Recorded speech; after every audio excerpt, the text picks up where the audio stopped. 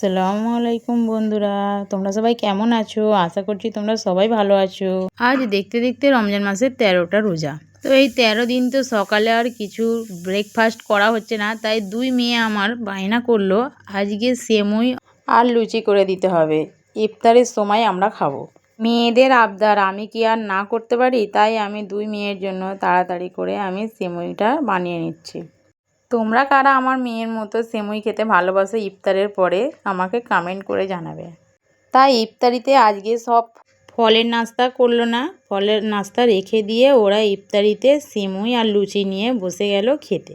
আজকের ইফতারিটা কমপ্লিট করে নিয়ে আমি চলে যাব ছোট মেয়েকে নিয়ে ডাক্তারখানায়। ছোট মেয়ের শরীরটা একটু খারাপ ছিল, তাই আমি আর ও দুজনে চলে গেলাম ডাক্তারখানায়। ডাক্তার দেখিয়ে ওষুধ নিয়ে আমি আবার চলে এলাম বাড়ি। আর ওষুধের দোকান থেকে একটা গুড নাইটের অয়েলও নিয়ে এলাম। তারপরে আমরা রাতের ডিনারটাও কমপ্লিট করে নিলাম। আমার ভিডিওটি ভালো লেগে থাকলে সাবস্ক্রাইব করে আমার পাশে থেকো।